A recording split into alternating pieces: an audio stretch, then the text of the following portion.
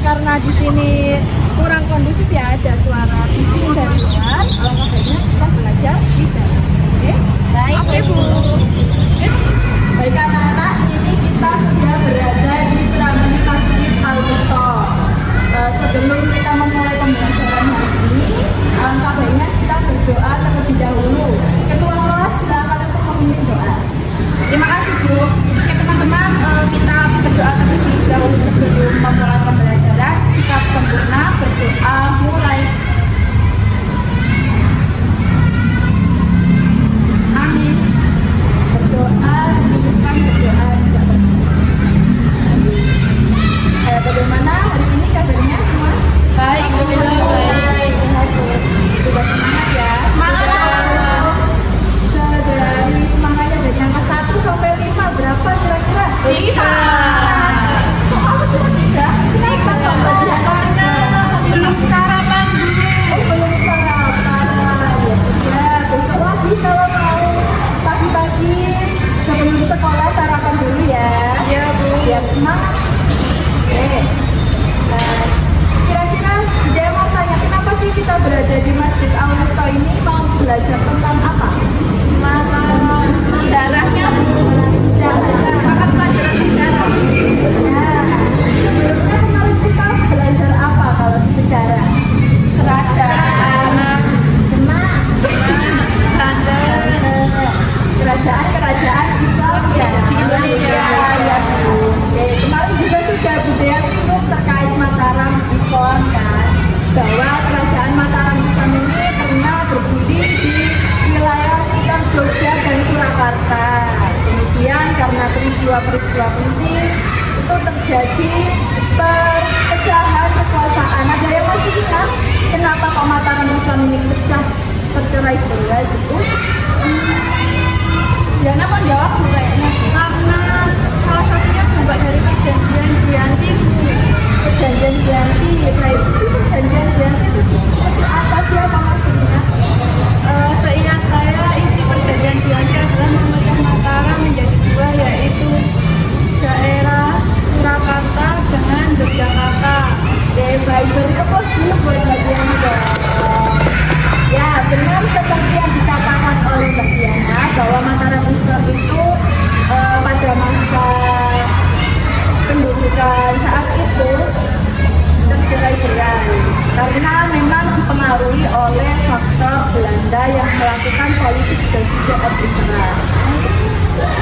Karena tadi pada perjanjian Giyanti terpecah menjadi 2, ternyata setelah itu ada juga perjanjian Salatiga yang menyebabkan Mataram Islam pecah menjadi 4, yaitu Keraton Yogyakarta, Keraton Surakarta, kemudian Pakualaman dan Mangkunegaran. Seperti yang ada di depan Masjid Al-Wusta ini merupakan Pura Mangkunegaran. Nah, apa kaitannya dengan Masjid Al-Wusta ini? Ini merupakan salah satu peninggalan Mataram Islam atau Mangkunegaran berupa masjid yang masih bertahan hingga saat ini. Kalau dilihat tampak depannya, kira-kira apa yang istimewa dari Masjid Al-Wusta? Apa yang membedakan Masjid Al-Wusta dengan masjid-masjid sekarang? Contohnya yang lebih modern itu ada Masjid Said. Desain arsitektur Saya modern, kalau ini masih tradisional, mengangkat budaya-budaya ya, benar sekali. Ini memang masjidnya masih otentik ya, dari arsitekturnya saja terlihat bagus seperti kayu jati. Kemudian kalau bisa dilihat di bagian atapnya itu kan penirikan masjid Islam ya, seperti bentuk tumpang atau tajuk. Ada yang tahu apa itu tumpang dan tajuk?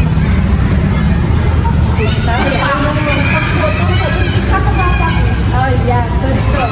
Jadi kalau yang membedakan dengan masjid modern itu kan biasanya bentuk kubah-kubah ya, itu sudah dipengaruhi oleh arsitektur Arab. Nah, kalau di masjid Jawa itu berbentuk tumpang karena menandakan filosofi Islam seperti bertingkat-tingkat. Islam, iman, dan ihsan. Semakin atas, semakin Kalau Islam itu berarti seperti ibadah-ibadah kita, sholat, puasa, seperti itu. Kemudian iman itu menandakan bahwa kita percaya akan qada dan qadarnya, takdir dari Allah. Nah, semakin susah kan, semakin atas kan. Kemudian yang paling atas adalah ihsan, menandakan bahwa saat kita beribadah itu tidak ada rasa kayak biar saya mau ibadah biar rezekinya banyak, biar ilmunya banyak, seperti itu. Tapi lebih kepada memang saya beribadah untuk Allah karena di seakan-akan kalian beribadah di depan kalian itu ada Allah Subhanahu wa Ta'ala. Nah, untuk lebih jelasnya lagi, Masjid Mangkunegaran ini atau Al-Wusta, kenapa kok disebut Al-Wusta? Itu artinya apa? Ada yang tahu? Al-Wusta, belum tahu? Al-Wusta itu artinya pertengahan. Kenapa kok dikasih nama pertengahan? Ya, bisa jadi. Nggak tahu, Bu. Bisa jadi di tengah-tengah. Kenapa dinamai Al-Wusta pertengahan? Itu karena memang secara ukurannya itu tidak lebih besar dari Masjid Agung Surakarta. Oh, ya. Ada yang pernah ke sana? Ada yang pernah lihat? Cuma lewat. Cuma lewat. Bisa dibayangkan kan bahwa besarnya memang tidak lebih besar dari Masjid Agung Surakarta dan tidak lebih kecil dari Masjid Muhammadiyah. Makasih lagi kita main teknisnya. Sudah pasal itu apakah penjelasan saya kurang atau tidak? Itu adalah penjelasan awal dari budaya dan untuk mengasah pemahaman kalian lebih mendalam terkait peninggalan Mataram Islam ini, jadi budaya akan membagikan LKPD untuk kalian observasi ya.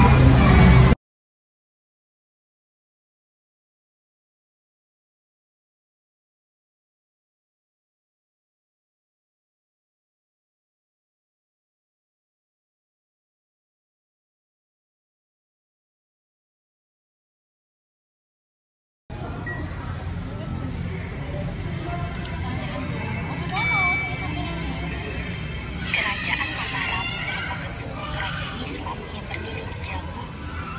Kerajaan ini. Oke, baik anak-anak, kita tadi sudah melakukan observasi di lingkungan Masjid Al-Wusta ini, benar? Sudah dikerjakan semua LKPD-nya? Sudah. Oke, selanjutnya adalah bagian presentasi. Silakan untuk dipresentasikan kelompoknya dari Mbak Diana dan Mbak Bella terlebih dahulu. Maju ke depan. Iya, maju ke depan. Oke, yang lain diperhatikan ya. Baik, Bu. Baik, Assalamualaikum warahmatullahi wabarakatuh. Selamat pagi, Budaya dan teman-teman. Kita dari kelompok 1 dengan saya sendiri Bella serta teman saya Diana akan membacakan hasil diskusi kami tentang Masjid Al-Wusta ini. Nah, saya akan mempresentasikan soal nomor 1. Bagaimana peranan Masjid Al-Wusta Surakarta pada masa kerajaan Mataram Islam dibandingkan dengan peranannya masa kini. Nah, dari hasil diskusi itu kita menemukan bahwa di zaman dulu itu Masjid Al-Wusta ternyata bukan cuma buat ibadah, tapi juga buat musyawarah keluarga Mangkunegaran.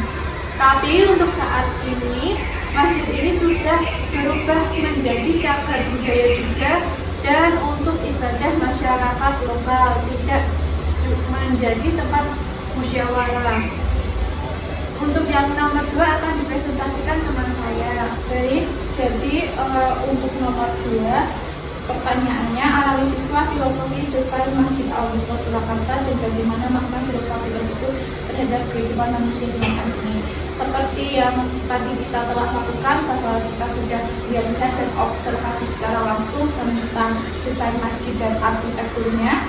Dalam hal ini, Masjid Al-Wusta memiliki desain tumpang yang bermakna akan tingkat ketakwaan manusia kepada Tuhan Yang Maha Esa. Kemudian juga ada kaligrafi yang bermakna doa-doa baik dan pujian kepada Allah Subhanahu wa Ta'ala. Jadi seperti itu presentasi dari kita.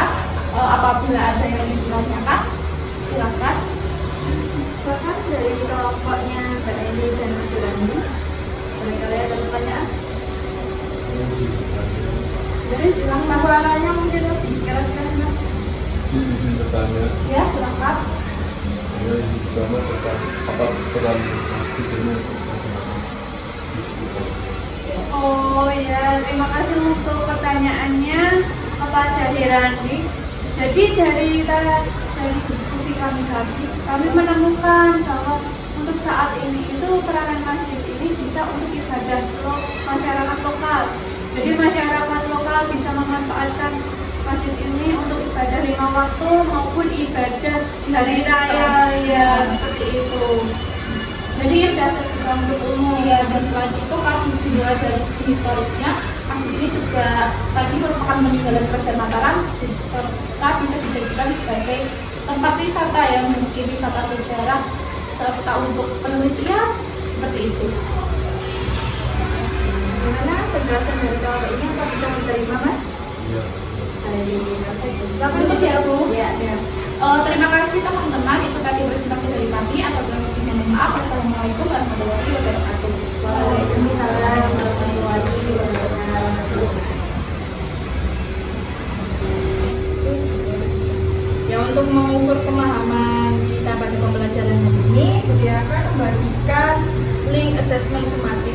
Ada 10 soal pilihan ganda, silakan untuk dikerjakan. Nah, ini dia bagikan bentar. Sudah saya kirim di WA kelas ya. Silakan untuk dibutuhkan. Oke, pengerjaannya ya mandiri ya. Jadi login di handphone masing-masing. Iya. Oh, nggak bawa HP. Nggak bawa HP. Jangan nanti gantian aja ya. Udah. Ini ada yang mengerjakan pakai HP-nya gede aja. Oh iya, makasih ya. Iya.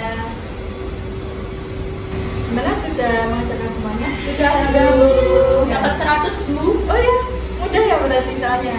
Udah. Pinter-pinter berarti anak-anak. Amin. Oke. Jadi ini adalah serangkaian dari pembelajaran kita hari ini. Dia mau tanya, gimana kesan kalian selama pembelajaran? Ada nanti. seru. Semangat. Ya Bu, menyenangkan. Berarti mau dong kalau kedepannya diajak budaya keluar-keluar. Mau dong. Oke. Ada kendala-kendala tersendiri nggak selama pembelajaran hari ini? Oh, suaranya bising bukan kita jalan. Iya, terganggu karena suasana. Iya, terus kan ini kan masih untuk umum ya Bu, jadi kan juga banyak umumnya, tidak hanya kami. Ini mungkin ada suara-suara dari pengguna itu yang sedikit memecah konsentrasi saat pengerjaan seperti itu. Tapi sejauh ini sudah kondusif kok Bu, suka enggak? Ya, oke. Sekarang dan pengalaman pertama kayak begitu. Action. Jadi inti dari pembelajaran kita hari ini adalah seperti yang kita lihat, peninggalan masa dahulu karena kita masih bertahan hingga saat ini.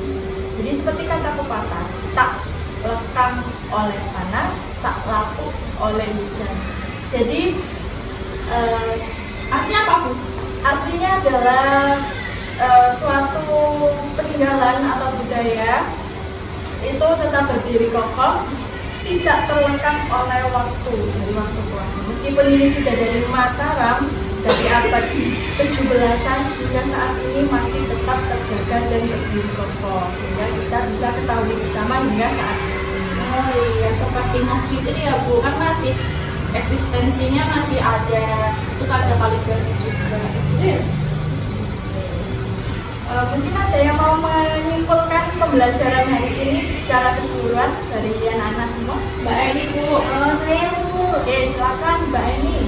Jadi kita hari ini bersenang Masjid Al-Musto yang merupakan salah satu itu bukti dari kerajaan Mataram Islam. Nah, sekarang ini masjidnya ini memiliki peran digunakan sebagai tempat ibadah oleh masyarakat lokal. Seperti itu, Bu. Oke, tadi kepulas dulu buat Mbak Eni. Oke, mungkin ini adalah serangkaian pembelajaran kita kali ini. Sudah dari awal, dari pengerjaan assessment, kemudian kalian juga sudah mengerjakan LKPD dengan baik, hingga pengerjaan sumatif, dan juga memberikan kesimpulan yang baik. Mungkin itu dulu pembelajaran kita kali ini. Kita akan bertemu dengan pembelajaran selanjutnya, yaitu terkait materi pengaruh-pengaruh Islam pada kebudayaan bangsa Indonesia atau wilayah sekitar kita. Oke? Jadi persiapkan untuk materi itu ya. Oke, Bu. Oke, saya akhiri. Wassalamualaikum warahmatullahi wabarakatuh. Waalaikumsalam warahmatullahi wabarakatuh. Terima kasih, Bu Dea. Pulangnya hati-hati ya. Hati-hati, Bu.